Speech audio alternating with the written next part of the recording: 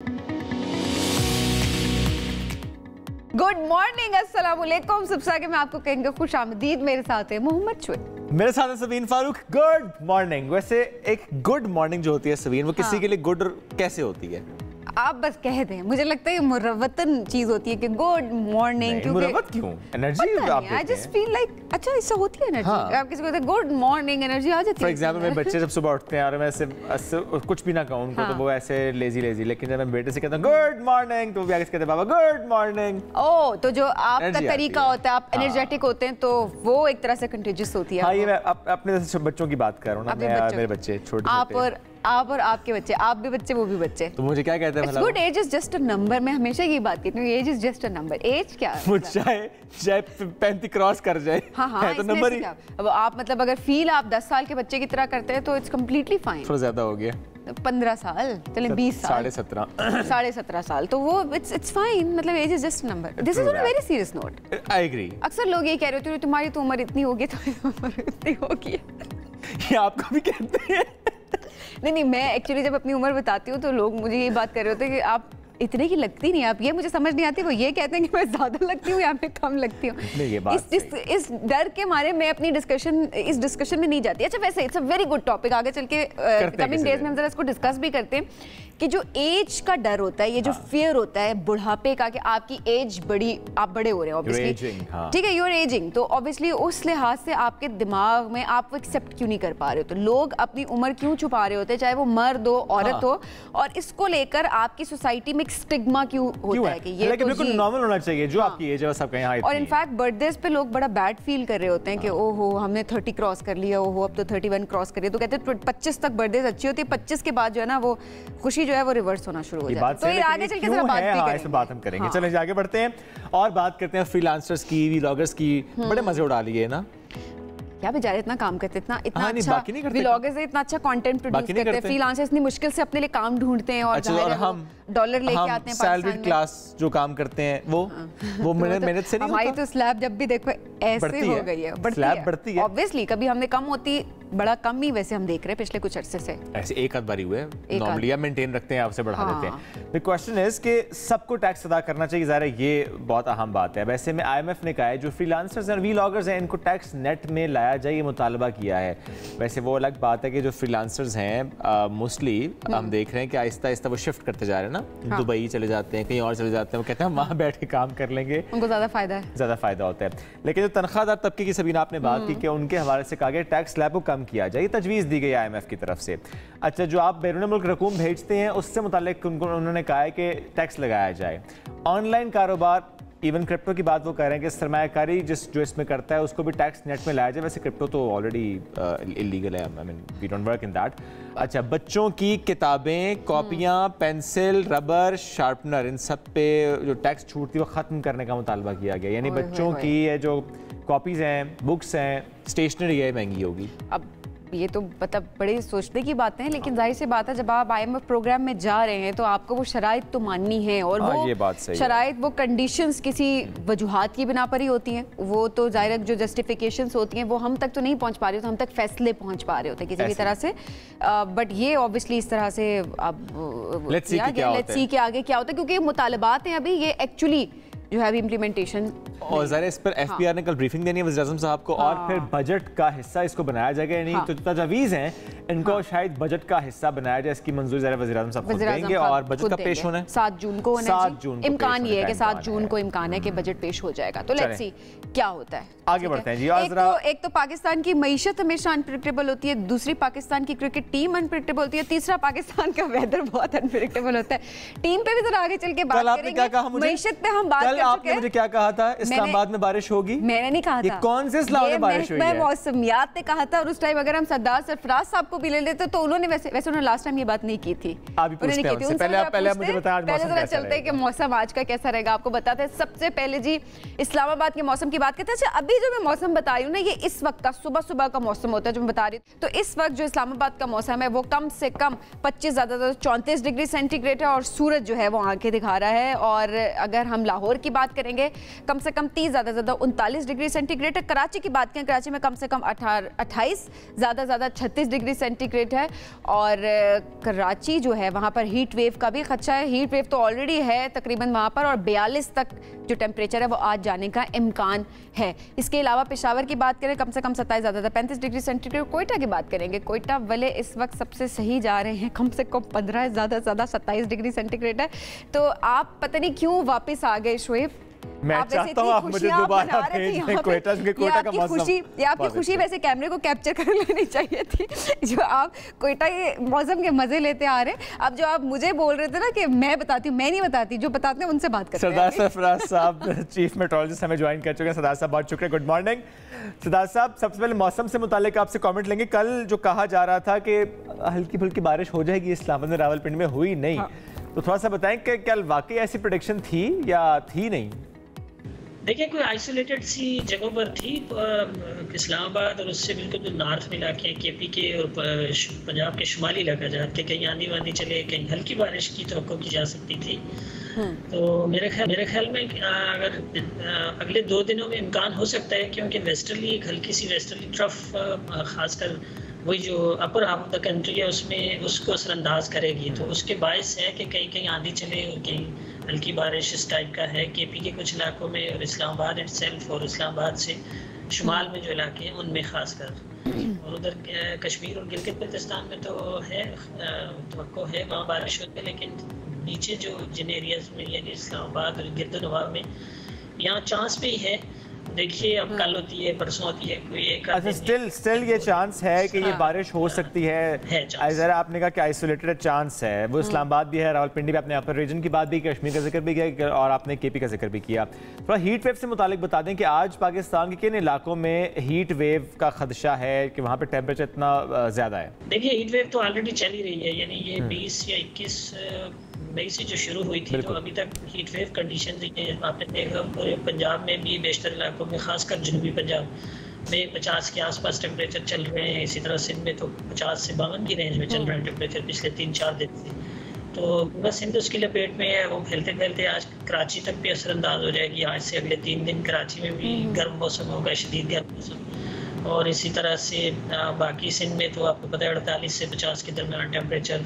और जनूबी पंजाब में, वस्ती पंजाब में, यानी लाहौर से नीचे नीचे जितने इलाके हैं आपके, लाहौर, फैसलाबाद, फिर नीचे साहिवाल और मुल्तान और एटसेट्रा, डीजी खान वगैरह, इन तमाम एरियाज़ में गर्मी ही रहेगी। अगले आप कह सकते हैं कि 1 आध हफ्ते तक हो सकता है कि जो वेस्टर्ली वेव है उसके बाद 2-3 डिग्री टेम्परेचर का फ़र्क आए, 1 या 2 के लिए आ सकता है, लेकिन अदरवाइज दोबारा से फिर गर्मी का राज रहेगा। तो ये जो अब आप बता रहे थे कि 5 या 6 जून तक जो है वो मौसम हीट वेव जो है तकरीबन रहेगी तमाम इलाकों की, जो आप बात करते हो, तो 5 से 6 जून तक ही प्रेडिक्शन है फिलहाल के लिए। नहीं, उससे आगे भी चलेगी। ये तो मुझे लगता है कि जून के वस्त तक इसी तरह से गर्म मौसम और हीट वेव ब्लैक कंडीशन जो होगी। हाँ, बीच में ब्रेक आ सकती है कि जो सर्दी वेव है उसके बायस खासकर 30-31 यानी 31 से लेकर 30 मई से लेकर फिर 2 जून 3 जून तक, इस दौरान में टेम्परेचर थोड़े कम होंगे, 2 से 3 डिग्री कम होंगे, जितने ऑलरेडी बहुत हाई टेम्परेचर जाते उसमें कुछ कमी होगी। लेकिन 4 या 5 जून के बाद दोबारा बढ़ना शुरू हो जाएंगे और फिर ये वस्त जून तक एटलीस्ट जाते हुए दिखाई देते हैं इसी तरह।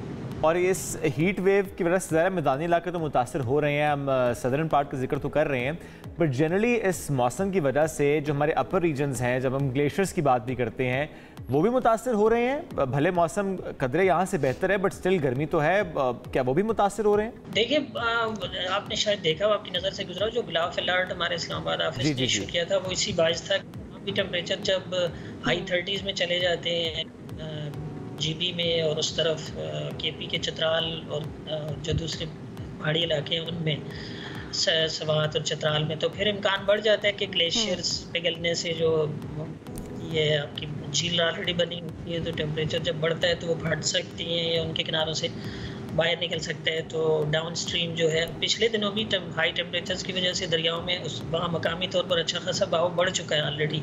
और अब चूँकि एक बारिश का स्पेल भी मुतवक्की है और ख़ासकर 4 से 6 या 7 जून तक अच्छी बारिश है जीबी में, तो उसके बाद फिर उसके जो है ना चांसेस और बढ़ जाते हैं।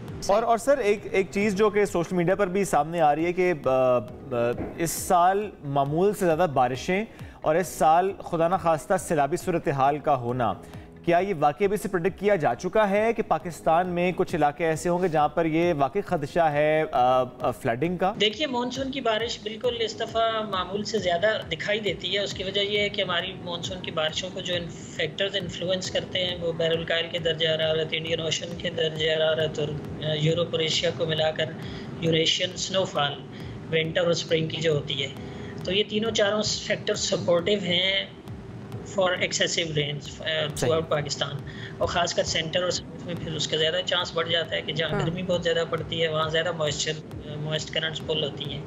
तो आप रूल आउट नहीं कर सकते कि फ्लड लाइक सिचुएशन भी, वो इवेंट टू इवेंट डिपेंड करता है, उसमें इम्कानात हैं।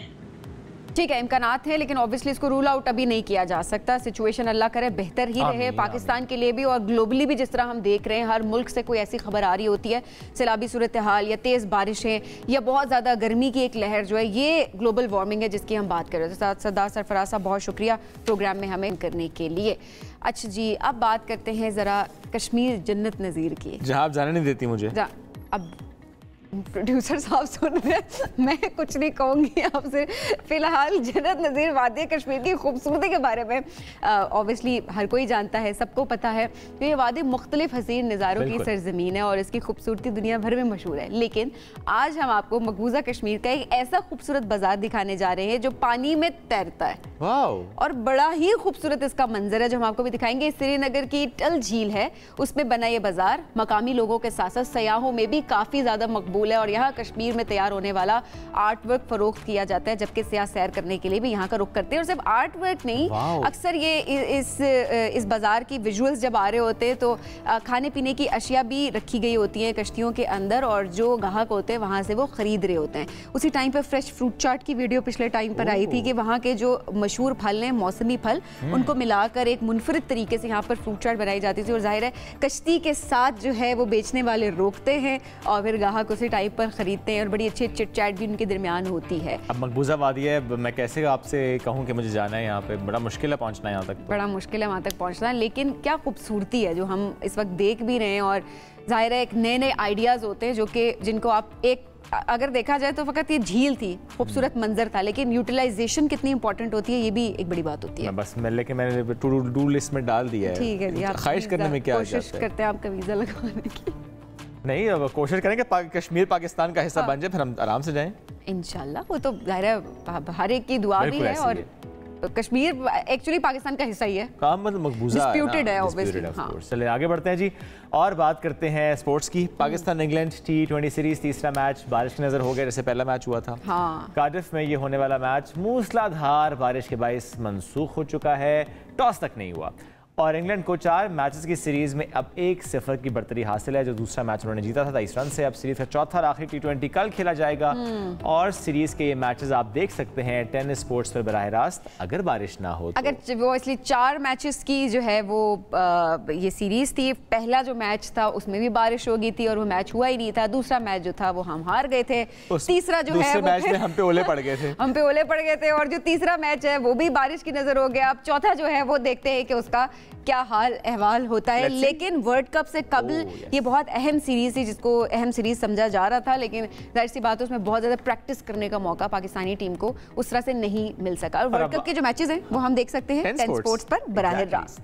अच्छा, बाबर आजम की बात करें, थोड़ा सा मेरा शिकवा है बाबर आजम से, उनके उस रवैये पे, उनके उस अंदाज से, उनके रवैये पे पहले भी 1-2 वीडियोस जैसे फैंस को नज़रअंदाज करने की वीडियोस थी, वो भी फैंस गिला कर रहे थे कि वो पिक्चर्स नहीं बनाते हमारे साथ, ऐसी कोई चीज़ थी। लोग वैसे बट गुस्सा नहीं करना चाहिए, गुस्सा नहीं करना चाहिए। हाँ, किया है गुस्सा दोबारा, बिल्कुल दोबारा किया है। उनके देखे मद्दा है, उनसे बहुत प्यार करते हैं, वो सेल्फी लेना चाहते थे, कोशिश कर रहे थे उनके पास आ जाएं और सेल्फीज ने, लेकिन the way he responded it was not nice at all. Cardiff Wales, जहां पर कौमी कप्तान की वीडियो वायरल हो रही है और उसमें देखा जा सकता है कुछ फैंस वॉक के दौरान उनके पास आते हैं, उनसे मिलने की कोशिश भी करते हैं, सेल्फीज लेने की फरमाइश भी करते हैं, लेकिन बाबर भाई ज़रा सा गुस्सा करते हैं। वो कहते हैं ये मेरी प्राइवेसी है, इसमें मुदाखलत ना करें और यूँ मद्दाहों पर वो नाराज़ भी हुए। आपसे देखें ना द वे ही रिस्पॉन्डेड, अगर आपने नहीं लेना आप बस खामोशी से चले जाएं या माजरत कर लें। अच्छा, एक दूसरा एंगल यहाँ पे मैं एक पर्सपेक्टिव में रखना चाहूंगी, बिकॉज ऑब्वियसली अब इस पे सोशल मीडिया पे भी डिफरेंट तबसरे हो रहे हैं, तो एक पर्सपेक्टिव ये भी है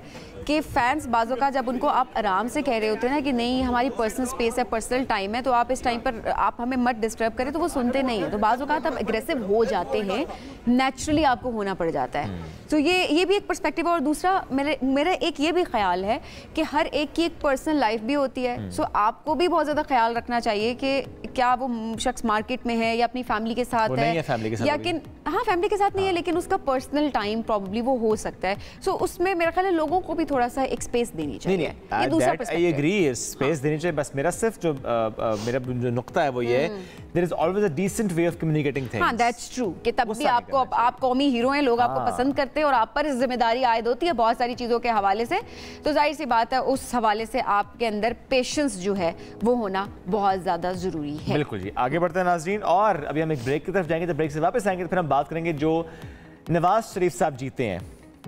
नवाज शरीफ मद्दे मुकाबिल नवाज शरीफ जीत चुके हैं ना। It was a very tough competition. Very tough competition. Very tough. अब वो इतना कोई एक पॉइंट पे ऐसा हुआ था कि ऐसा टाकरा सा हो गया था और we didn't know कि आखिर जीतेगा कौन। कि ये नवाज शरीफ जीतेंगे या ये वाला नवाज शरीफ जीतेंगे। नहीं, honestly it was very tough. Very tough. है ना, तो इस पर बात करेंगे हम जरा इस ब्रेक के बाद। Stay with us. ब्रेक से पहले जिस तरह हम बात कर रहे थे कि इस वक्त हम बात करेंगे कांटेदार मुकाबले की जो कि कल हुआ है। नवाज शरीफ का कमबैक हुआ है, लेकिन it was a very tough competition. Nawaz Sharif थे और ऑब्वियसली अगर देखा जाए तो एक टफ कंपटीशन के बाद वो आप 7 साल के बाद एक बार फिर नून लेके बिला मुकाबला सदर मुंतखब। लेकिन उन्होंने पता एक बात की है, उन्होंने कहा है कि आप जश्न मनाएं, कारकुनों से कहा जश्न मनाएं, इस बात के लिए नहीं कि मैं सदर बन गया हूं, कहते हैं इस बात के लिए कि साकिब निसार का फैसला रद्दी की टोकरी में गया। यानी उन्होंने बहुत तनकीद की है जजेस पे, उन्होंने बहुत तनकीद की है निज़ाम पर। तो ज़रा इस पर अब ये सवाल उठ रहा है कि नवाज शरीफ साहब का जो बयानिया है क्या वो अब मज़ाहमत का बयानिया ही होगा या मफाहमत की तरफ जाएंगे? हाँ, ये एक बुनियादी सवाल तो यही है। इस पर बात कर लेते हैं। सीनियर तज्ज़ियाकार आमिर इलियास राणा साहब आज हमें ज्वाइन कर चुके हैं। शुक्रिया आपने वक्त दिया। आमिर साहब, 7 साल बाद नवाज शरीफ साहब का वापस पार्टी के सदर बन जाना, how do you see that? और क्या वाकई जो उनका एक मिजाज है वही मिजाज नजर आएगा या कि थोड़ी तब्दीली हो सकती है उनके मिजाज में? चूंकि ज़ाहिर है कल जिस तरह तनकीद किया, बहुत खुल के तनकीद किया उन्होंने, इमरान खान पर भी किया है, सिस्टम पर भी किया है, जजेस पर भी किया है और इवन शहबाज शरीफ साहब ने भी किया है। देखें, वो जो आप स्टार्ट में कर रहे थे ना कि नवाज शरीफ बमुकाबला नवाज शरीफ, वैसे तो वो ठीक है, एक गपशप लाइट, लेकिन जहन में रखें कि नवाज शरीफ को तो 99 के बाद भी पार्टी से निकाल दिया गया था, कवानीन बना दिए गए थे और नवाज शरीफ 2008 में दोबारा पहली दफा अपनी पार्टी के दोबारा सदर बने थे। ठीक है बात। अच्छा, अब दूसरी बात यह है कि वो दोबारा 6 साल के बाद अपनी पार्टी के फिर सदर बने और ये कमबैक उनका पहली दफा नहीं हुआ। बिल्कुल सही। और नवाज शरीफ की आप तरजीहात को अगर देखें, उन्होंने कभी गालियां नहीं बकी, मुगलजात नहीं किए, लोगों पे दुश्मनाम तराजियां नहीं की, अपने मौकफ पे डट के गुफ्तगू की है।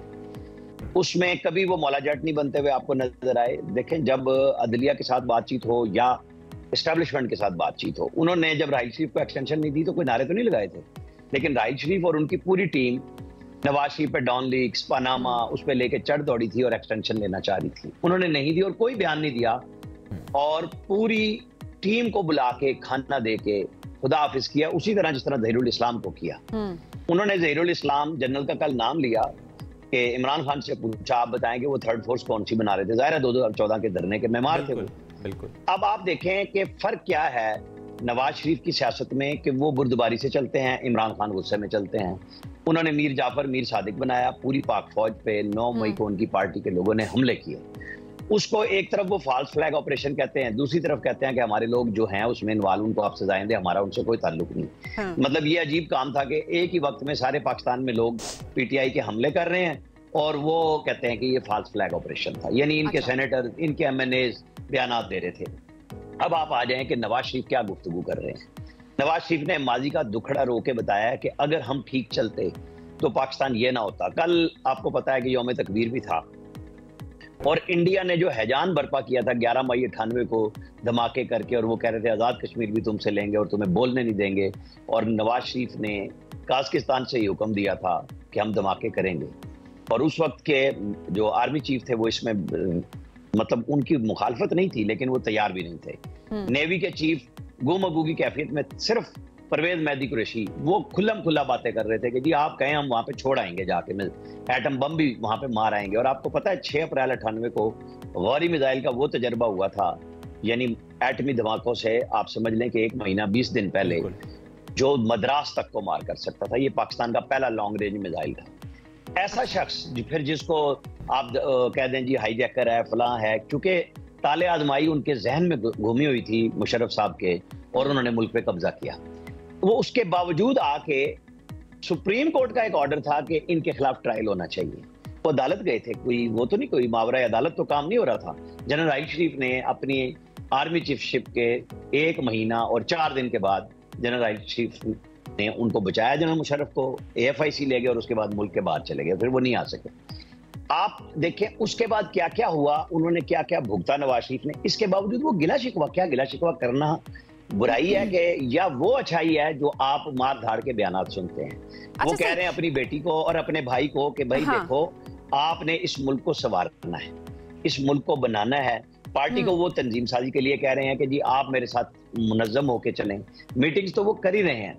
ऐसे में हम उसको ये नहीं कह सकते कि जी सारा कसूर इनका है, और ये जो जिस मिलिट्री ने खुद तस्लीम किया कि हमने अपने आप को पीछे हटाने का फैसला किया, सियासत से हम ताइब हुए और जो महात्मा को लाने का तजर्बा था वो उनके गले पड़ा हुआ है। ठीक है आमिर साहब, ठीक है आमिर साहब, एक चीज तो जाहिर है अप्रिशिएट वो तमाम लोग भी कर रहे थे। मैं सोशल मीडिया पे भी देख रही थी कि किस तरह से इमरान खान साहब जब आते थे तो वो किस तरह के नारे लगाकर वो किन अलकाबात से मुखातिब करते थे अपने ओपोनेंट्स को, वो भी देखा। और कल जिस तरह नवाज शरीफ साहब जब गुफ्तगू कर रहे थे तो वो इमरान खान साहब करके बात कर रहे थे। तो this is something that we really need in our politics के। ये बड़ा जरूरी है कि आप एक रिस्पेक्ट का एलिमेंट है उसको बरकरार जरूर रखें, चाहे आप इख्तलाफ राय का इजहार वहां पर कर रहे हो। अच्छा आमिर साहब, ऐसे में अब जाहिर है जो चीज़ आपसे पूछना चाह रहे हैं वो ये है कि अब जाहिर है 6-7 साल के बाद, 6 साल आप बता रहे हैं, 7 साल हमारे पास लिखा हुआ है इस वक्त, अगर पार्टी सदारत उन्होंने दोबारा संभाली है तो ऐसे में नून लीग की पार्टी पॉलिटिक्स उस पर कितना फर्क आएगा? क्या कोई डायनामिक्स चेंज होंगे? क्या कोई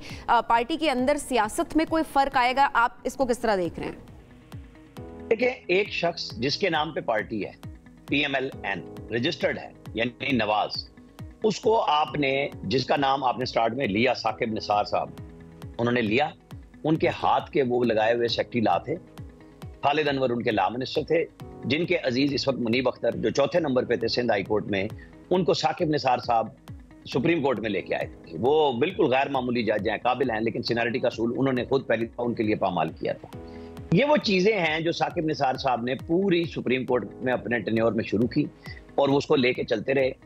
मनपसंद जजेस की तकरीरी और मनपसंद फैसले, जहां पे धमकियां भी लगाई जाती थी और तमाम जो PMLN के लोग थे उनको बाकायदा तौर पे ललकार के एक चीफ जस्टिस की शान के खिलाफ था और वो उनको जवाब देते थे सियासी अंदाज में, क्योंकि तौहीन अदालत का इख्तियार था ना उनको, और उन्होंने 3 लोगों को सजाएं भी दी उसमें, इसमें कोई शक नहीं है। आज अगर हमें और आपको सबको ये फील हो रहा है कि पाकिस्तान को कैसे बनाना है, तो फिर उन्होंने जनरल मुशर्रफ जिन्होंने तख्ता उल्टा उनकी फांसी की सजा पे चले गए थे, उन्हें भी मुशर्रफ साहब के अलावा कभी नहीं पुकारा। पुकार यही है कि सब लोगों को अपने अपने अपने इख्तलाफ सामने रखते हुए खुल्लम खुल्ला बात करनी चाहिए कि कोई ऐसी बात नहीं है जो बैठ के तय नहीं हो सकती, क्योंकि कोई किसी के बंदे मार के नहीं आया हुआ। इख्तलाफ सियासी ही होना चाहिए, सोच इख्तलाफ सब कुछ, उसको एक दायरे में रह के मुखालफत करनी चाहिए। दुश्मनी का रंग नवाज शरीफ और बेनजीर भुट्टो ने दिया, उन्होंने मिसाके जमहूरियत किया, बहुत कुछ सीखा, सियासी लड़ाइयां होती हैं, बिलावल ने अभी बहुत कुछ की, लेकिन फिर बैठ गए। ये नहीं होना चाहिए कि हम ताने दे दे के मार दें। आज इमरान खान को ये सोचने की बात है कि जिस मौलाना फजलुर रहमान के दर पे वो बार बार अपनी पार्टी की लीडरशिप को भेज रहे हैं, उनके बारे में क्या कहते थे। तो जब DG ISPR आपको कह रहे हैं कि हमारे पास से तो माफी, ये 9 मई पे तब है जब आप माफी मांगेंगे, यानी जो उनका इकबाल करेंगे, बातचीत आप उनसे जाके करेंगे जो हुकूमत बैठी हुई है। तो अगर वो समझ रहे हैं कि वो जो बजट की धमकी लगाई है और वो अपने जोर से बजट नहीं पास होने देंगे, तो फिर तो ठीक है, फिर तो इनकलाब आ गया। और अगर वो नहीं आता तो फिर वो किससे बात करेंगे? फौज तो बात नहीं करना चाह रही और खुल्लम खुल्ला नहीं करना चाह रही और कोई रास्ता नहीं दे रही। तो रास्ता वही है जो अली अमीन गंडापुर ने SIFC में अपनाया है कि वहां जाके आप मुनासिब रवैया बात करें। ये सूबे के हक की बात की है, देखिए हक की बात करें, मुनासिब रवैये के साथ बात करें।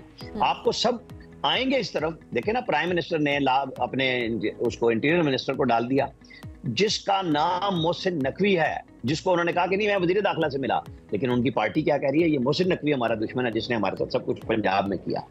ये रवैये बताते हैं कि जहां आपके ऊपर मसला आ रहा है आप वहां फौरन दुबक के चुप करके बात कर लेते हैं, और बाकी जगह पे आप समझते हैं कि नहीं हमें दबाना पड़ेगा, हम दबाएंगे। क्या दबाने का असर केपी और पंजाब असेंबली तोड़ने के बाद कुछ हुआ? इनको मिला कुछ? क्या सुप्रीम कोर्ट ने जब 14 मई की इलेक्शन की डेट दी, क्या वो इलेक्शन हो गया? उसके बाद 27 सफ़े का सुप्रीम कोर्ट ने फैसला दिया, क्या उस पर अमल हो गया? आप एक ऐसी कुव्वत से लड़ाई लड़ने जा रहे हैं जो समझा रही है आपको कि जो माजी में हो गया, आगे चलने के लिए अपना रास्ता सियासी बनाएं। और आगे चलने के लिए जो रास्ता सियासी जो अपनाना है आमिर साहब, इसमें ज़ाहिर है चूंकि एक नवाज शरीफ साहब ने भी कल कहा कि बिल्कुल वो अपनी गलतियां माने, वो ये माने कि 2014 में वो कैसे आए थे, वो धरने के किरदारों को बिल्कुल कहें कि वो हमारे साथ थे, तो फिर हम आगे चलते हैं, फिर हम बात करते हैं। एट द सेम टाइम आपने खुद कह दिया DGI-SPR का हवाला देकर के वो खुद कहते हैं कि आप पहले माफ़ी मांगे फिर आगे बढ़ेंगे, लेकिन बहरहाल बात सियासी कुव्वत से करनी पड़ेगी। अब ऐसे में आरिफ अलवी साहब ये बात करते हैं कि हम बात कैसे कर लें फॉर्म 47 वालों से जिनके हाथ में कुछ नहीं है। वो ये बात कहते हैं कि अगर हमें ये ताना दिया जाता है कि हमें फ़ौज लेकर आई या फ़ौज ही सपोर्ट करती रही है, तो 8 फरवरी को तो फौज है, कोई बंदा लोगों को लेकर बाहर नहीं निकला, लोग तो खुद निकले अगर वोट दिया उन्होंने PTI को। अब ऐसे में लगता तो ये है कि बस दोनों तरफ से बयानबाजियां ही हैं, मामला आगे बढ़ते नजर आ नहीं रहे, क्योंकि अगर एक तरफ से भी कहा जाए पहले माफी मांगो फिर आगे बढ़ेंगे और दूसरे भी ना झुकें, ना माफी मांगे या ऐसा रवैया ना अपनाएं, तो फिर लगता है कि डेडलॉक ही रहेगा, चीजें खराब ही रहेंगी, पाकिस्तान के हक में कुछ नहीं होता नजर आता। आरिफ अलवी 2018 के उन मुस्तफीद शुदा लोगों में हैं जो MNA का इलेक्शन जीते, उन्हें RTS में जिताया गया, कराची सारे को जिताया गया। ये इनके लोग घरों में जाके सो गए थे और इनको रात को 2 बजे जब मुस्तफा कमाल के साथ किसी की लड़ाई हुई थी कि जो 4 सीटें देनी थी वो भी नहीं देंगे, तो इनके लोगों को उठा के जिताया गया। ये आप माने कि 2018 में आप मुस्तफीद हुए थे, 2024 में दूसरी पार्टी हुई है, आप उस बात को मान के ओन करें कि ये आपकी गलती थी, आपके बहुत सारे मसले हल हो जाएंगे कि हम आइंदा नहीं चाहते कि आपके जरिए हम जीत के आए। ये बहुत अहम बात है। हर दौर में मानना मेरा ख्याल है सबको चाहिए। 2018 की बात है फिर 2024 की बात है। आमिर साहब बहुत शुक्रिया, प्रोग्राम का वक्त बहुत मुख्तसर था। बिल्कुल, ये बहुत अहम बात है कि दोनों माने अपनी अपनी गलत आगे बढ़े। बिल्कुल एग्जैक्टली। ब्रेक के दौरान नाज़रीन, ब्रेक से वापस आते हैं, स्टे विद अस। गर्मी की शिद्दत में इजाफा, साथ ही लोड शेडिंग भी बढ़ती चली जा रही है, लेकिन मसला ये है कि गैर एलानिया लोड शेडिंग, ऐलान हो जाता है कि गैर एलानिया लोड शेडिंग ना हो, जैसे शहबाज शरीफ साहब ने भी कहा, लेकिन बहरहाल गैर एलानिया लोड शेडिंग हो रही है, कहीं पर 10 घंटे, कहीं 12, कहीं 14, कहीं 16 घंटे लाइट जा रही है। एलानिया लोड शेडिंग की अगर बात करें तो वो भी इतने घंटे है कि उसको भी देखने की जरूरत है। एब्सोल्युटली, तो इस पर बात कर लेते हैं। हमें लाहौर से हमारे नुमाइंदे शाकिर रवान ज्वाइन कर रहे हैं, पेशावर से साथ देंगे मनाहिल अरशद। आप दोनों का शुक्रिया। पहले पेशावर, मनाहिल आपकी तरफ ही आएंगे। कितने घंटे बिजली जा रही है, और ये जो हम कह रहे हैं गैर एलानिया लोड शेडिंग के, वाकई पेशावर भी उतना ही मुतासिर हो रहा है, और कौन से इलाके जहाँ ज्यादा मुतासिर है? जी, पेशावर में लोड शेडिंग जो है वो काफ़ी ज़्यादा है। जो अंदरून शहर के इलाके हैं वहाँ पर जो गैर एलानिया लोड शेडिंग है वो 7 से 8 घंटे तक उसका दौरानिया है, और जो मज़ाफ़ाती इलाके हैं वहाँ पर 8 से 10 से भी तजावज़ कर चुका है। इस पर पेस्को तर्जुमान ये कहते हैं कि कुछ इलाकों में जो लोड शेडिंग की वजह है वो मुरम्मती काम है, जबकि दीगर इलाकों में जो लाइन लॉसेज हैं और बिजली चोरी है उनकी वजह से लोड शेडिंग जो है ज़्यादा की जा रही है। और शहरी ये कहते हैं कि गर्मी की शिद्दत भी ज़्यादा हो, ऊपर से लोड शेडिंग भी हो, तो उनका गुजारा काफ़ी मुश्किल हो जाता है। जी, अच्छा, तो ऐसे में क्या लोग, ज़ाहिर बाकी शहरों की तरफ भी हम ज़रूर जाएंगे, बट ऐसे में मनाहिल क्या लोग प्रोटेस्ट कर रहे हैं, बाहर निकल रहे हैं, बात कर रहे हैं, आवाज़ उठा रहे हैं, मैनेजमेंट से किसी किस्म की कोई बातचीत चल रही है? जी, पेशावर में मुख्तलिफ इलाकों में शहरी जो है वो टाइम टू टाइम अपने प्रोटेस्ट कर रहे हैं। ताकाल में भी कुछ दिन कबल जो है वो लोगों ने काफ़ी बड़ा प्रोटेस्ट किया था, और उस पर पेस्को तर्जुमान से उनका रब्ता भी हुआ था, और उन्होंने कहा था कि अगर आप लोग सही तरीके से इलाके में बिलों की रिकवरी और लाइन लॉसेज जो है वो कम हो जाएं, तो फिर जो है वो बिजली बहाल कर दी जाएगी। और जो इलाके ऐसे हैं जहाँ पर बिल सही तरीके से पे किए जा रहे हैं और लाइन लॉसेज नहीं है, वहाँ पर पेस्को तर्जुमान का कहना है कि लोड शेडिंग नहीं है। इसीलिए उन्होंने भी कहा है कि लोगों को कि हमारे साथ ताउन किया जाए, सही तरीके से बिल वगैरह पे किए जाएं, ताकि आप लोगों को बिजली जो है फराम की जा सके। ठीक हो गया। शाकिर, लाहौर के क्या हाल अहवाल है? एलानिया लोड शेडिंग कितनी है और गैर एलानिया कितनी है? और स्पेशली वज़ीर आज़म साहब के ऐलान के बाद कि खत्म की जाए गैर एलानिया लोड शेडिंग, तो क्या कोई फर्क आया लाहौर में? और खुद महसूस क्या कर रहे हैं इस वक्त इतनी गर्मी में खड़े होके? ठंड लग रही होगी। हाँ जी, आज जो दर्जा हरारत है वो 46 डिग्री सेंटीग्रेड है, और लाहौर शहर में इससे कबल इतना ज़्यादा दर्जा हरारत इन दिनों में नहीं होता था, जबकि महकमा मौसमियात ये कहता है कि ये दर्जा हरारत 48 डिग्री सेंटीग्रेड तक जाएगा। ताहम खुशाइन बात हम ये कह सकते हैं कि गैर एलानिया लोड शेडिंग जो है वो बहुत कम की जा रही है, और जिन इलाकों में की जा रही है वहाँ पर लाइन लॉसेस ज़्यादा हैं। और अगर हम मजमूई तौर पर बात करें तो लाहौर शहर में इस वक्त जो बिजली की तलब है वो 3722 मेगावाट है, जो रसद है इस वक्त वो 3480 है। तो मजमूई तौर पर 200 मेगावाट का शॉर्टफॉल है, जिसके बायस जो है वो लोड शेडिंग की जा रही है। एलानिया लोड शेडिंग जो है वो 2 घंटे तक की जा रही है, जबकि गैर एलानिया लोड शेडिंग उन इलाकों में है जहाँ पर लाइन लॉसेस ज़्यादा हैं और वहाँ पर 4 से 5 घंटे तक की जा रही है। और इसका अगर मवाजना हम गुज़िश्ता साल से करें, ताहम इस साल गर्मी ज़्यादा है। गुज़िश्ता साल इतनी ज़्यादा गर्मी नहीं थी, लेकिन उस वक़्त जो शॉर्टफॉल था वो ज़्यादा था, तलब ज़्यादा थी, और उसकी अब कम होने की वजह यह है कि ज़्यादातर लोगों ने जो है वो सोलर इंस्टॉल कर लिए हैं, जिसकी वजह से बिजली की तलब अब कम है। गुज़िश्ता साल की अगर बात की जाए तो इन दिनों में जो बिजली की तलब होती थी वो 4500 से 5000 मेगावाट होती थी, ताहम इस मरतबा जो है वो तलब कम है, रसद भी जो है वो उस हिसाब से है। तो मजमूई तौर पर जो लोड शेडिंग है वो लाहौर शहर में अब कम हो रही है। गुज़िश्ता साल की बात की जाए तो इन दिनों में 10 से 12 घंटे तक लोड शेडिंग की जाती थी, जो कि अब कम होकर 3 से 4 घंटों तक आ चुकी है। जी अच्छा, ये तो अच्छी बात है कि लाहौर में लोड शेडिंग कम है, 3 से 4 घंटों में। आपने खुद का लाइन लॉसेस जहाँ पर है वहाँ पर इशू बहरहाल ज़्यादा है। ये वाकई बड़ी खुशाइन बात है कि लाहौर में लोड शेडिंग कम है, लेकिन क्या वाकई जो बात आप कर रहे हैं शाकिर, वो अवाम भी यही राय रखते हैं?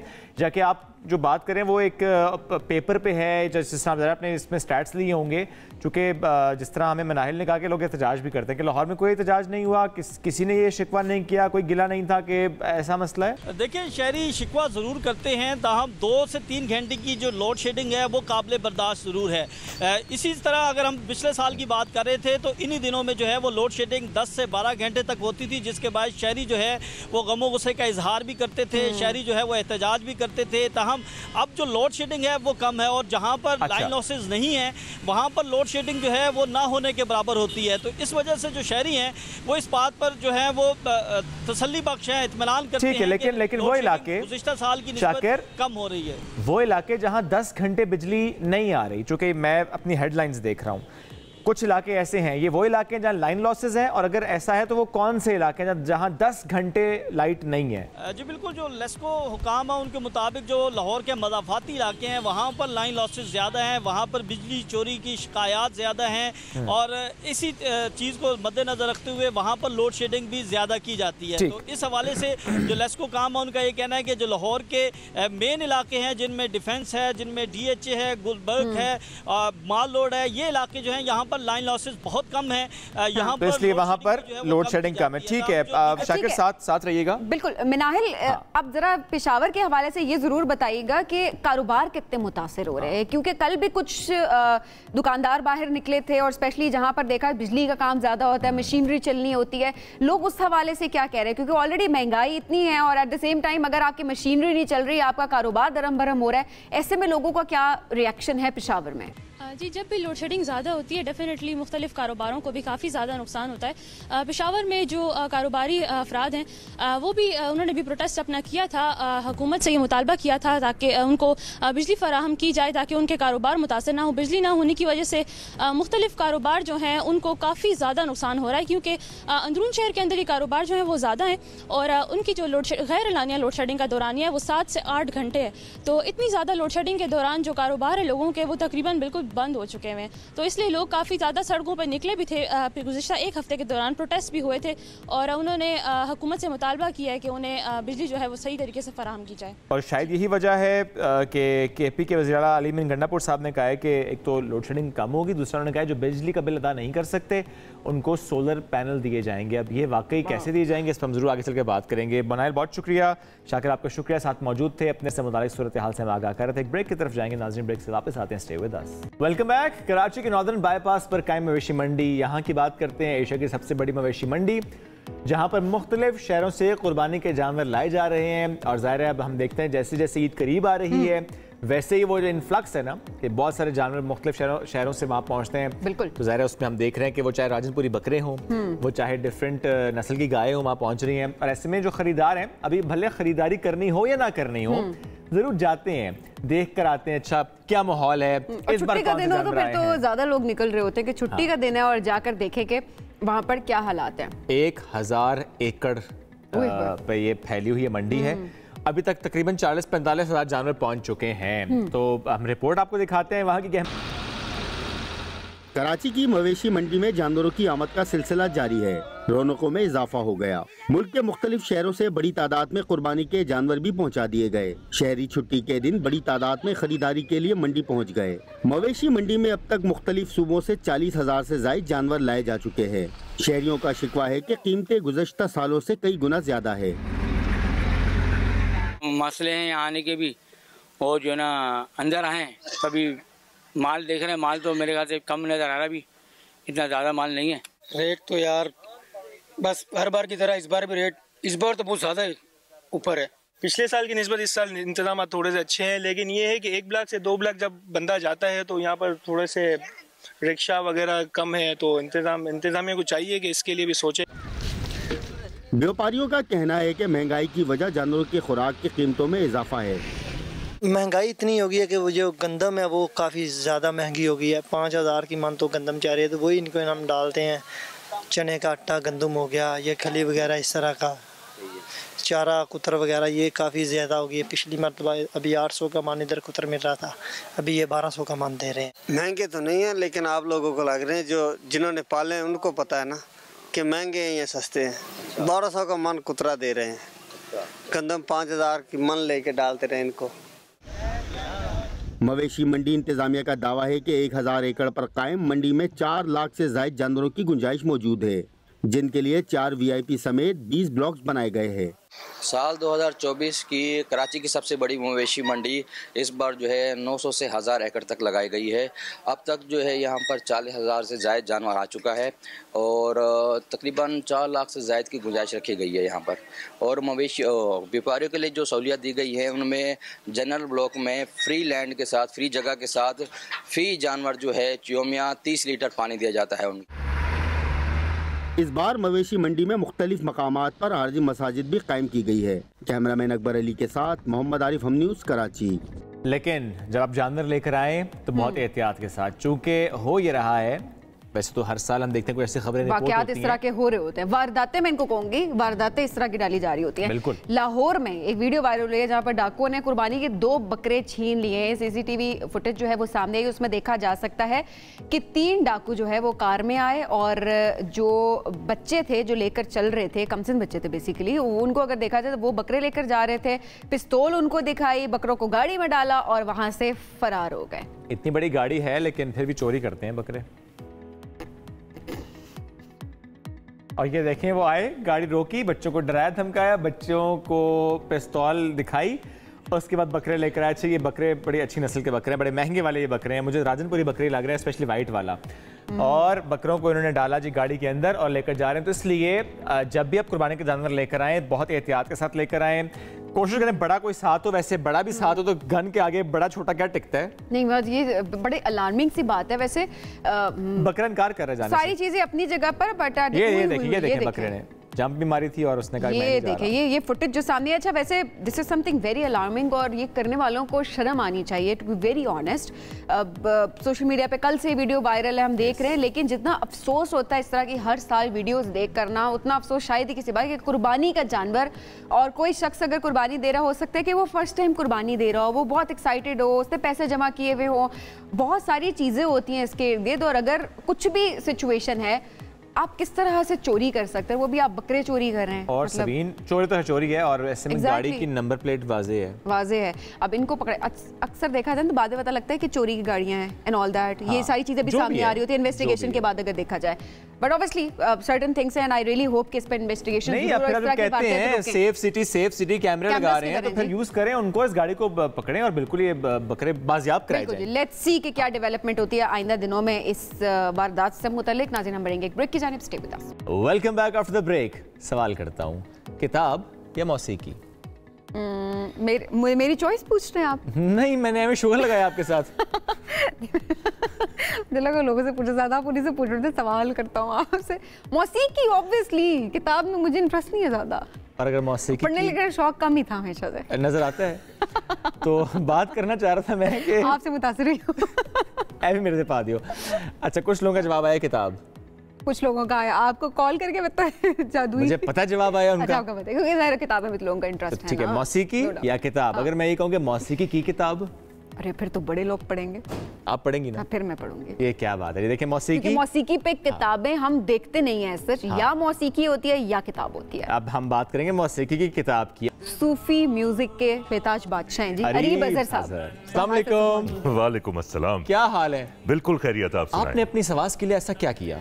ऐसी आवाज़ के लिए मैंने तो कुछ नहीं है। एक तो ये कि अल्लाह ताला की तरफ से वालिद साहब की मेरी एक बड़ी भारी आवाज़ होती थी, बड़े मशहूर, वो एक ब्रॉडकास्टर भी रहे हैं, एक मीडिया पर्सनालिटी रहे हैं। बिल्कुल। तो उनसे विरसे में मुझे आवाज़ मिली, उसको थोड़ा सा सुर में लाने का मेरा अपना हाथ। माशाल्लाह जी। विरसे को इन्होंने कैसे संभाला, कैसे इस्तेमाल किया, ये बाकी दुरुस्त बात है, करना भी चाहिए। विरसा तो समटाइम्स लोगों के पास होता है, संभालते नहीं है, उसको यूटिलाइज नहीं करते। अच्छा, आते हैं इस पर कि किताब आपने एक आइडिया मौसीकी पे किताब। हाँ, तो ये किताब या मौसीकी पे किताब, या अगर किताब को गाया जाए तो और भी अच्छा है। तो अगर पूरी किताब को गाया जाए, को गा के पेश किया जाए। नहीं, मैं आजकल जिस प्रोजेक्ट पे काम कर रहा हूँ वो है एक म्यूजिक ऑफ पाकिस्तान के ऊपर एक किताब, राइट, जिसका नाम है द बिलवड्स कॉल। और इसकी कोशिश ये है कि जो हमारे मुख्तलिफ जो लोक ट्रेडिशंस हैं, फोक ट्रेडिशंस हैं, फोक इंस्ट्रूमेंट्स हैं, वो शायरी है जिसके गिर्द म्यूजिक फैला है। और जो हमारे क्लासिकल ट्रेडिशंस हैं, जो घराने हैं, उन सारी चीज़ों के बारे में कोई एक जगह पे कोई एक आर्काइव, कोई एक चीज़ आ जाए। इस नीयत से ये इस किताब पे हम काम कर रहे हैं कि क्योंकि इस तरह की कोई एक कॉम्प्रिहेंसिव किताब मौजूद नहीं है पाकिस्तान में। मुख्तलिफ लोगों ने कोई क्लासिकल म्यूज़िक पे चंद किताबें लिखी या कोई मखसूस किस्म के म्यूज़िक पे चंद किताबें लिखी, लेकिन एक ओवरऑल कोई किताब मौजूद नहीं है पाकिस्तान की। तो इसकी नीयत ये है कि ये किसी बेहतर वक्त में कोई किसी Pakistan studies, cultural studies, musicology के कोर्स इस्तेमाल हो सके। हाँ, क्योंकि तो कितना काम अभी हो चुका है, किस तरह से आप इसको कंपाइल कर रहे हैं? बहुत हो चुका है, लेकिन अभी बहुत रहता भी है। कब तक हम डाइवर्सिटी बहुत ज्यादा है। देखिए by the end of this year, चलें थोड़ा टाइम ही अब बाकी है, उसमें मिल जाएगी पाकिस्तान का। तो जिनका किताब में इंटरेस्ट नहीं है, लेकिन अगर आप म्यूजिक में इंटरेस्ट है आपका, तो आप ये किताब पढ़ के, जिनका किताब पढ़ने का इंटरेस्ट नहीं है, जो कि आपकी जनरेशन से जाहिर है लोग हैं जो कि इंटरनेट पे पैदा हुए हैं और किताबें पढ़ने का मौका नहीं मिला, बात वाली है ना जमाना। मतलब मेरे जमाने में कंप्यूटर वगैरह तो नहीं थे ना, तो हम तो किताबें पढ़ा करते थे उस जमाने में। मैं समझ सकता हूँ, मैं भी अगर आजकल तो मैंने भी किताबें पढ़ना छोड़ दी। अच्छा। लेकिन उनके लिए ये है कि हम सोशल मीडिया कंटेंट भी थोड़ा थोड़ा करके ना पीस मील जो किताब में लिखा हुआ है उसको भी अब हमने थोड़ा थोड़ा डालना शुरू कर भी दिया है। हमारा पेज है आर्ट लंगर के नाम से, फेसबुक पेज, और अभी यूट्यूब चैनल पे भी आजकल से कुछ चीजें शुरू हो जाएंगी। यानी रील्स की फॉर्म में भी नजर आएगा, रील्स की फॉर्म में भी, एग्जैक्टली रील्स की फॉर्म में। अच्छा, इनकी जनरेशन पे जरा मुस्तफीद हो जाएगी ना। अच्छा, अरीब हैं साथ, और हम क्यों ना इनसे कुछ सुन ले, मतलब सूफी म्यूजिक जरूरी है, जरूरी है। कुछ जरा सुनाएं उसके बाद। नहीं, उसने हकीकी तो बहुत ज्यादा हो चुका है। एक नई चीज सुनाता हूँ, क्योंकि आप वो गिला कर रही थी ना कि कोई नई चीज बड़े अरसे से नहीं आ रही। एक मैंने गाना लिखा है माँ धरती के ऊपर, माहौलियात के ऊपर, इसका नाम है कतरा कतरा। वो मैं आपको थोड़ा सा आजकल जरूरत भी माहौलियात पर काम करने की ही है, बहुत ज्यादा। अच्छा म्यूजिक पे सोचा गया। कतरा कतरा जमा हुआ, मट्टी हुई तैयार, अब सोग मनाना बंद करो और बीज लगाओ यार। जो काश्त करेगा वो ही मालिक, बाकी सब बेकार। तुम अपने हाथ की मेहनत से कब तक रहोगे पार, कब तक रहोगे पार। बीज से एक बूटा निकला, जड़ें उसकी मजबूत, उसकी मीठी छाँव में रल बसी मखलूक।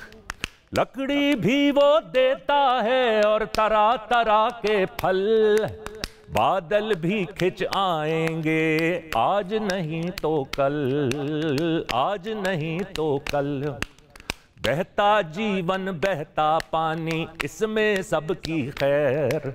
बाग बना दो इस दुनिया में, कर लो उसकी सैर।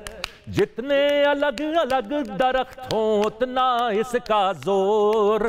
मंगल जब जंगल में होगा तब नाचेगा मोर, तब नाचेगा मोर। कूड़ा कचरा फेंकोगे तो बन जाएगा भूत, एक दिन वापस आके वो खोलेगा सारे झूठ। संभालो भी और बांटो भी, फिर चलेगी बात। नायब हो तुम इस दुनिया में उस माली के हाथ, उस माली के हाथ। कुदरत का ये खेल है, सब कुदरत का ये खेल है। इसमें हर मखलूक का आपस में एक मेल है। कुदरत का ये खेल है, सब कुदरत का ये खेल है। कतरा कतरा जमा हुआ है, पी लो सारे लोग, हर एक का है हिस्सा इसमें। ना लालच का रोग, ना लालच का रोग। क्या बात है अरीब, एक मैसेज दे दिया म्यूजिक के थ्रू इस वक्त इन तमाम इसी की जरूरत है। एग्जैक्टली ये लोगों के दिमाग में बिठाना की बड़ी जरूरत। और ये देखिए आपने कितना फील किया इसको, इस इशू ने कितना मुतासर किया आपको कि आपने उस पर ये सोचा। बेशक मैं तो समझता हूं कि माहौलियात जो है, यानी कि माहौलियात ये कि हमने दुनिया कुदरत को साथ किस तरह लेके चलना है, या कुदरत के साथ किस तरह हमने चलना है, क्योंकि हम तो ख़त्म हो जाएंगे, कुदरती रहेगी बेशक। तो ये कि हमने पानी को किस तरह इस्तेमाल करना है। अगर हम लकड़ी इस्तेमाल कर रहे हैं तो लकड़ी को दोबारा जंगल हमने उगाने भी हैं। तो ये चीज़ें तो मैं समझता हूँ ये एक ऐसा मरकज़ी नुक्ता है जो कि तमाम दुनिया के झगड़ों के ऊपर गालिब है। ये एक नुक्ता, इसके ऊपर ये इसकी पोटेंशियल है कि ये हम सबको तबाह भी कर दे, और इसमें ये पोटेंशियल है कि हम सबको जोड़ भी दे एक इस नुक्ते के गिर्द। तो मैं समझता हूँ कि ये बुनियादी चीज़ है जिस पे आजकल बात होनी चाहिए। अच्छा, अब चूंकि माहौलियात ने आपको मुतासर किया, आपने ज़रा उस पर एक कंपोज किया, दीगर जो मामला चल रहे होते हैं, चाहे वो पाकिस्तान के अंदर हों, चाहे सियासी हों, चाहे किसी और इशू पर हों, वो भी इतने मुतासर करते हैं कि आप उस पर भी कभी कोई ऐसे एकदम से कुछ चीज़ माइंड में कंपोज करें आप? यार करते तो हैं। इस तरह ये कि पहले जब मैं ज़रा जवानी, या कहते हैं कि लड़कपने में, जवानी तो अभी भी चल रही, बेशक ऐसा लड़कपने में मैं ज़रा, जब मेरी उम्र थे जी जब जोशीला ज़्यादा होता था तो उस वक्त ज़रा इनकलाबी किस्म के गाने ज़्यादा निकलते थे कुदरती तौर पे। और अब मुझे वो उसमें बहुत ज़्यादा नारेबाजी ज़्यादा लगती है। और ऐसा नहीं कि नारेबाजी का अपनी जगह नहीं है, उसकी बिल्कुल अपनी एक जगह है, लेकिन अब बिल्कुल उसका एक है लेकिन ये कि अब मैं समझता हूँ कि मैं जो काम करता हूँ वो ज़रा एक ज़्यादा गहरी सतह पे होना चाहिए। सिर्फ महज नारेबाजी नहीं होनी चाहिए, वो ऐसी चीज़ होनी चाहिए कि वो जो कि मुझसे नहीं भी अग्री कर रहा उसके भी दिल में उतर जाए वो बात। तो फिर मैं समझता हूँ कि मैं कामयाब होनी बड़ी ज़रूरी है ना जी, एक्सेप्टेंस होनी बहुत ज़रूरी है। हाँ, मेरा काम एज अ म्यूजिशियन मैं समझता हूँ ये है कि मैं बातें ऐसी कर लूँ कि वो लोगों ने जो अपने गिर्द जो अपने गार्ड्स बनाए हुए होते हैं, अपनी बायसेस होती हैं, तो वो उन बीच में से गुजर जाएं, उनको पता भी ना चले। अच्छा, वैसे कोई पॉलिटिकल पार्टी अगर कहे कि हमारा तराना कहा है मुझे हाँ जी, मुझे किसने राब्ता किया? पीटीआई ने भी कहा है, पीपल्स पार्टी ने भी कहा था, पीटीआई ने भी कहा था, पहले की बात कर रहा हूँ मैं। अब मुझसे कोई नहीं पूछता क्योंकि उनको मेरा जवाब पता है। मैं कहता हूँ नहीं, मैं सियासी जमात के लिए मैं अभी फिलहाल नहीं बनाऊंगा। फिलहाल तो मेरी नज़र में कोई ऐसी एक सियासी जमात होती जो मैं कहता कि ये सारे अवाम की नुमाइंदगी करती है, सारी चीज़ों को, उन कदरों की नुमाइंदगी करती है जिन पे मेरा यकीन है, तो शायद मैं कर भी लूँ। लेकिन अभी तक मुझे कमियाँ नज़र आती हैं हर एक में, और इसलिए मुझे उस तरह का कोई सियासी एंथम बनाने का अभी तक शौक नहीं हुआ। हालांकि इससे फेम तो फौरन आती है। नहीं, फेम तो आती है, लेकिन टैग भी लगता है ना, एक टैग भी लग जाता है। खैर, अगर आप दोनों सबके लिए कर लें तो फिर टैग नहीं लगता।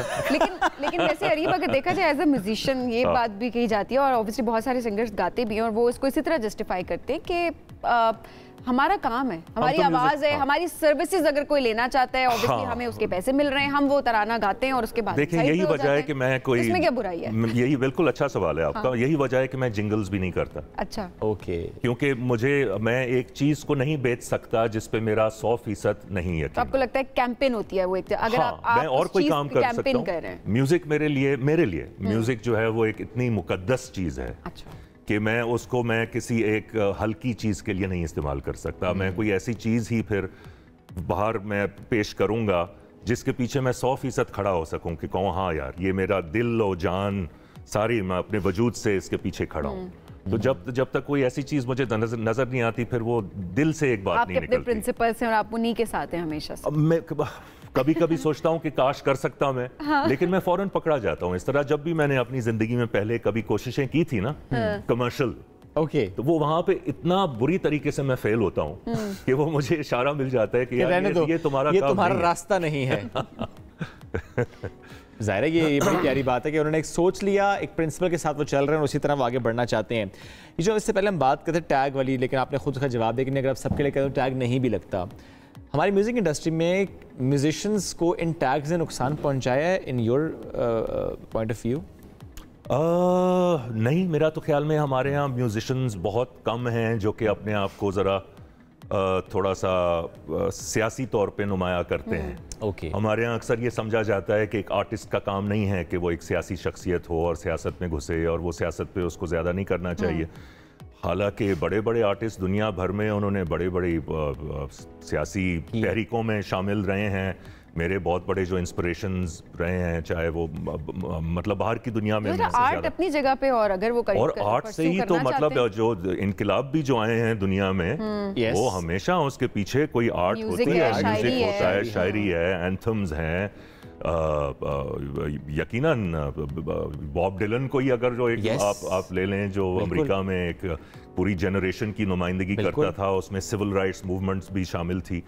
तो आजकल तो मुझे ये फ़लस्तीन वाला इशू सबसे ज़्यादा इंस्पायर कर रहा है और मैं सोच रहा हूँ इस पर कुछ होना चाहिए। देखते हैं अगर ज़ाहिर इस पे बिल्कुल होना चाहिए। अच्छा अरीब, ऐसे में जब हम बात करते हैं कि ज़ाहिर है म्यूज़िक इंडस्ट्री, हर वो इंडस्ट्री जिस तरह आपने खुद भी कहा कि म्यूजिशियन ज़ाहिर उन्हें करना चाहिए, इनकलाब में ज़ाहिर उनका एक रोल होता है। गवर्नमेंट एम्प्लॉय हो तो वो कहते हैं नहीं जी मैं पॉलिटिक्स में बात नहीं कर सकता because I am government employ. Journalist नहीं आपको तो न्यूट्रल होना चाहिए। अच्छा म्यूजिशियन नहीं आर्ट का कोई काम नहीं है। अच्छा हर किसी को इसी तरह से हमने साइड पे किया है, इससे नुकसान ही नहीं हुआ? बहुत नुकसान हुआ है मैं समझता हूँ। और देखें इसकी एक वजह यह है कि हमने सियासत को इतना डिमोनाइज कर दिया है। अगर हम 3 लोग आपस में बैठ के दुनिया के बारे में बात कर रहे हैं तो हम भी ये भी सियासी बातें हो जाएंगी। हम बात करेंगे दुनिया में क्या होना चाहिए, क्या गलत लग रहा है हमें, क्या सही कर रहा है। और सियासी डिस्कशंस जो हैं, बेशक वो हीटेड डिस्कशंस भी हो जाएं, बदतमीजी हो जाती है, कोशिश हो कि ना हो नहीं होनी चाहिए। तहजीब के दायरे में डिस्कोर्स होना चाहिए, लेकिन तहजीब के दायरे के अंदर रहते हुए डिस्कोर्स बहुत जरूरी है। और जहाँ पे हम डिस्कोर्स को स्टाइफल करते हैं, जहाँ पे हम उसका गला घोटते हैं, तो फिर वो जो है ना किसी गलत तरीके से फट के निकलता है। फिर वो किसी एक ऐसे एहतजाज में निकलता है, किसी ऐसी फ्रस्ट्रेशन में निकलता है। और इसकी हम मिसालें बदकिस्मती से पाकिस्तान में देख रहे हैं, जो मॉब्स जो निकल के जो मार कुटाई करते हैं, पता नहीं इंटॉलरेंस जो है मजहब के नाम पे, सियासत के नाम पे। वो वजह ये कि हमने ये कर दिया है कि मजहब और सियासत के बारे में हम कहते हैं ना ये डिस्कशंस ना करें। ये आप अगर देखें कि स्कूल, कॉलेज, यूनिवर्सिटीज या इन जगहों पे नहीं होनी चाहिए, तो लोगों के जो थॉट्स है उनमें क्लैरिटी नहीं आ पाती है। आप एक डिफरेंट पर्सपेक्टिव नहीं देख पाते, आपको एक्सपोजर नहीं होता। बात नहीं करेंगे तो आपके ख्यालात, आपके थॉट्स चेंज कैसे होंगी? और अगर मैं कोई गलत बात सोच रहा हूँ, हो सकता है हम सब गलती हो सकती है हम सबसे, अगर मैं उसको बाहर रखूंगा नहीं अपनी गलत बात को, कि दूसरे लोग उसको उस पर जवाब नहीं देंगे, तो आप खुद कैसे सीखेंगे? मैं किस तरह सीखूंगा? आप तो कहेंगे बस मेरी थॉट्स है, मैं ही ठीक हूँ, मैं अपने प्रिंसिपल्स में हूँ, बस मेरी थॉट्स हैं, और आपको तो कोई कहने वाला ही नहीं है कि आप गलत हैं। तो इसमें मेरा ख्याल में हमारे मीडिया का और हमारे एजुकेशनल इंस्टीट्यूशंस का सबसे ज्यादा रोल होना चाहिए कि वो एक स्पेस प्रोवाइड करे कि आप खुल के बात करें, बेशक आप टोटली डिसएग्री करें, but you should be able to express yourself. Absolutely right. देखें बात शुरू हुई थी मौसीकी की किताब से और बात कहां पर आकर रुकी है। Areeb, thank you so much for joining us today. बहुत शुक्रिया। हमेशा आपसे बात करके मिलकर अच्छा लगता है। खुश रहिए, और किताब जब कंपाइल हो जाएगी तो फिर हम दोबारा भी इस पर बात जरूर। आप कुछ कहना तो नहीं चाह रही? मुझे ऐसे फील आए है मैं फरमाइश आगे पीछे से बहुत ज्यादा आ रही है। ये ब्रेक पे जाने से पहले सुनना चाहती हैं? सुने और साथ ही फिर हम ब्रेक पे चले जाएंगे। अच्छा। दानिशमंदों सुनो तमामी, अर्ज फकीर करेंदा, जो कोई आपे चंगा होवे, सबनू भला तकैंदा। रहमत दामी पा खुदाया बाग सुखा कर हरिया, बूटा आस उम्मीद दा मेरे कर दे मेवे भरिया। वाह वाह, जबरदस्त। Areeb, thank you so much for joining us today. इसी के साथ आज के प्रोग्राम से इतना ही, दोबारा मुलाकात कल करेंगे। अल्लाह हाफिज।